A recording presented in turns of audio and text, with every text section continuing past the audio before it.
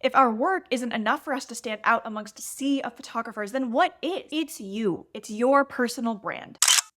I know as photographers, it's so tempting for us to just post our work and never share anything about us because we're photographers, right? That's what I do. I take pictures. But unfortunately, long gone are the days of 2018, 2019, where it was enough to just post your work on Instagram and new clients come flying through the door. In 2024, we can't rely on social media algorithms to push our work anymore. And I'm not just talking about social media here, I really mean your entire online presence. Because if you think about it, this is the flow that a client goes through. They probably go to Google or they go to Instagram. They search like your city brand photographer or family photographer, whatever photography you do. They look at the first 10 results on Google and then they open each link in a new tab. Then they compare each of the tabs. Now, I know as photographers, we do all have different photography styles. We all have things that are unique to our work. But to an untrained eye like your clients, a lot of people really aren't going to notice those differences in style unless it's something super drastic like light and airy and dark and moody photos. I know, it's overused. So if you are a light and airy photographer, what is going to make your light and airy style stand out from the hundreds of other light and airy photographers out there? If our work isn't enough for us to stand out amongst a sea of photographers, then what is? It's you. It's your personal brand. The rest of this video is going to serve as a system or a guide for how to actually build your personal brand. It is such a buzzword, and I know to some people it comes very naturally, but you know me, I like a good system. My system for building a personal brand consists of 5 parts. I'll go through each part individually, but you'll need to watch until the end of this video to see how each part ties together so that you can take action in your business. Part 1 of building your personal brand is to identify your core values. They are intrinsic, they're natural to you. This is an internal exercise. Questions that I like to ask are: what motivates you? Why are you in business? What brings you joy in business and outside of it? I want you to choose 3 to 5 words. This is probably going to take you longer than 5 minutes and take a little bit of reflection, so do whatever you need to do. For me, that's journaling. For you, that might be meditating, walking, exercising, whatever thing that helps you get into that reflective state, go do that. So what does that look like in action? For me, my brand words are practicality, kindness, transparency, and joy. Everything I do in business and in life in general really boils down to these core values. And these values don't really change over time. This is what I value regardless of what I'm doing in business or outside of work entirely. So my first value, practicality. If you watch my videos, you know that I'm a very practical person. I like to provide practical advice. And when it comes to my brand photography clients, I like to provide practical photos, aka photos that they're actually going to use. One of my other core values is joy. I generally like to be a happy person, and when it comes to photo shoots and being on set with clients, I bring that with me. I'm not allowed to bring a negative attitude, and I want my clients to leave their photography sessions feeling happy and joyful. Again, this is an internal exercise. I know I said it's probably going to take more than 5 minutes, but I also don't want you to spend like months trying to figure this out. So time box it. Give yourself 20-30 minutes to journal or 20-30 minutes to go on a walk and reflect on this. Sleep on it, and then the next day, write out all your core values. Part 2 of developing your personal brand is to establish your brand words. Again, we're going to choose 3 to 5, but this time your brand words are external. It's how other people describe you and or your work. So my brand words to describe both my work and myself are vibrant, candid/natural, and fun. A good way to find these words is to ask your clients or look at testimonials. I was able to pull out these words when I went and asked my clients, like, hey, how would you describe my work in 3 words? And over again, people kept saying vibrant, fun, candid, natural. You can look at past reviews if you collect those on Google or Yelp or wherever. And if you have a lot of them, one thing you can do is copy all of your testimonials, paste it into ChatGPT, and ask it, what are the most common words or phrases that people use to describe my work? You're basically asking ChatGPT to make a word cloud for you. So part 1 was internal, we're finding our core values. Part 2 is external, we're finding our brand words. How do other people describe our work? Part 3 of building a personal brand is to choose your content pillars. If you are already familiar with the idea of content pillars or content buckets or whatever you want to call them, my approach is a little bit different. If you are not familiar with what content pillars are, they are the core themes or topics that you talk about online, on social media, in your captions. You consistently talk about these and you rotate between each pillar in your content. I will talk more about what rotating your content pillars means later in this video. Most photographers are actually going to have the same 5 content pillars. Number 1 is client work or portfolio work. 2 is behind the scenes. 3 is value or educational content. 4 are your packages or your offers. 5 is your personal life. So even though we all will typically have the same content pillars, what you post in each pillar is going to look different. My behind the scenes is going to look different from your behind the scenes. And my personal life is going to look different from your personal life. And this is really where the key to building a personal brand is. I think there's a huge misconception that building a personal brand means you have to share everything in your life and become an influencer and be posting all of the time, but that's really not true. Under your personal content pillar, I recommend choosing, again, between 3 and 5 different topics that you can talk about and that you are comfortable with sharing and even enjoy sharing. So some of those things for me are my dog, Rosie. I can talk about living in Boston, living in a city, and community events, networking events, just meeting people and connecting with people in person. Some other things that I talk about, not regularly, but back in 2020, I was really into rewatching my favorite teenage rom-com movies, and I documented this on Instagram stories. I would watch like Twilight, New Moon, Divergent, and basically just record my reaction to that. To this day, those are my most popular stories, and people will still ask me about it. It's nuts, and it's not related to my business at all. And that's okay that it's not related to my photography business because, one, it helps with the algorithm. Instagram and other social media platforms reward you for being social. And these little details are what people are going to connect with you over. Yes, of course, some people will see your work, fall in love with it, and connect with it, but you're so much more likely to connect with someone or a potential client over a mutual interest. Think about what I said earlier when someone has the 10 photographer tabs open and they're going through each one, we all probably have kind of similar work. But then if they go to your about page and find out like, oh, I went to school at Alabama too. That's actually how I connected with my Pinterest manager. We connected over going to the same college. I have had people tell me that they chose to work with me because I used to be a software engineer. So these 5 content pillars are not all mutually exclusive. You will definitely have some overlap between like client work and behind the scenes and personal. But everything under your personal pillar are the aspects of your personality and your life that you want to share and that someone could connect with you over. The personal pillar is what sets you apart from every other photographer. I started with the personal content pillar because that is the most important, and the rest kind of feels self-explanatory, but your client work is your portfolio work, right? Instead of just saying, oh, this photo is so beautiful, I love working with this client, I recommend treating it like a case study. In a previous video, I mentioned how I turn client work into a case study, but if you want a full video explaining that process, just comment case study. Next, we have behind the scenes, so that's documenting what you're already doing. For me, that looks like all of the planning that I do for my brand photo shoots,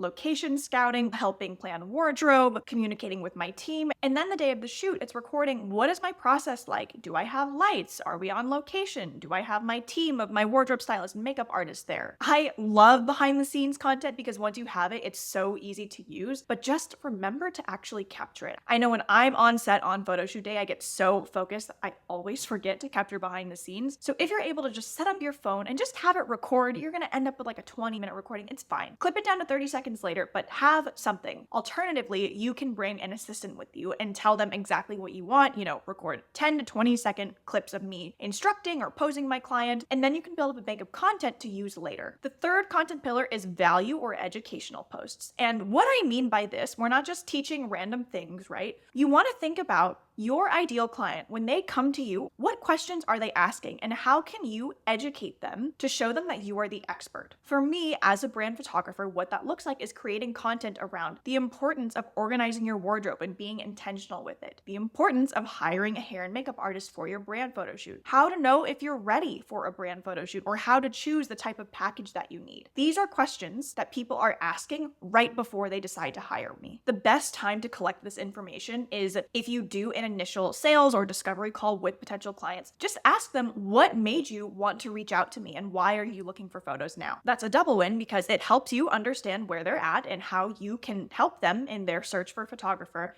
and it's endless content ideas. The last content pillar is your offers or your packages. This is sales content when you are actively promoting that you have session spots available, whether that's mini sessions, you have an opening for a specific date, you only have 5 spots left for the month of August, whatever it is. That's promo content. A really big mistake that I see photographers doing is only posting sales content. The only time they post is when they have mini sessions available or when they're looking to fill 3 more spots for a specific month. If we think about it from your potential client's perspective, they don't really care. What incentive do they have to book with you if you haven't built their trust through all of these other content pillars. So when you're rotating between these content pillars, you should really be putting an emphasis on everything else first and then sales content. Let's say I want to book 5 brand photography clients for the next month. Well, then the month before, I'm going to be talking about the importance of booking brand photos, when to know it's time to book brand photos, some behind the scenes of me working on a brand photo shoot day. And then I'm going to share a little bit about me. What am I doing on the weekends? Maybe I'll introduce myself to any new people that have entered my world. And then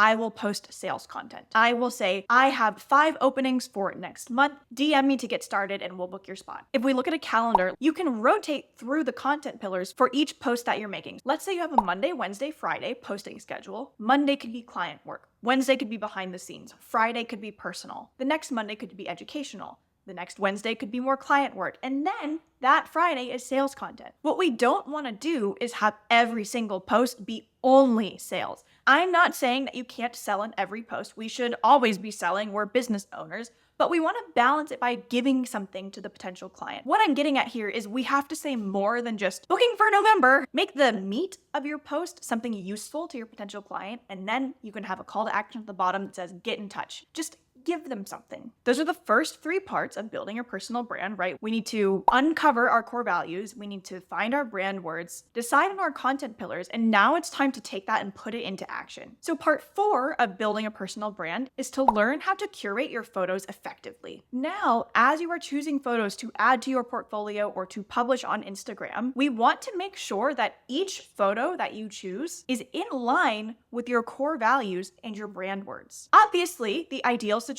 is that every client that comes to you is exactly perfect for your brand. But of course, we're adaptable, right? Not everybody that comes to me has the same bright and vibrant style. Some photos come out darker than I would typically shoot if I was making all of the decisions. But that doesn't mean I have to showcase it. So if we take the first 3 steps, your core values, your brand words, and your content categories, every single photo that you post or share or put in your portfolio should encapsulate 1 word from each column. Here's a chart of my core values, brand words, and content categories to give you a visual. So when I'm choosing photos to post, I make sure, is this photo vibrant, fun, candid, or all of the above? Does the caption incorporate one of my core values? And then the content itself, the thing that I'm talking about, is it about my client? Is it about behind the scenes? Am I delivering value or education? Over time, this will become like second nature to you. I don't really refer to this anymore because it's all like in my brain as I'm going to post, but it's just a good exercise to have if you're like, should I post this? I don't know. This framework can serve as a guide. So if that piece of content covers each one of these columns, yeah, you can post it. You're good to go. It's on brand. Part 5 of building a personal brand strategy is to document. Document everything you're doing, but don't feel the need to post it or share it right away. You don't have to post in real time. When I am going to networking events or doing something around the city, I don't post it in real time. Number 1, for safety reasons,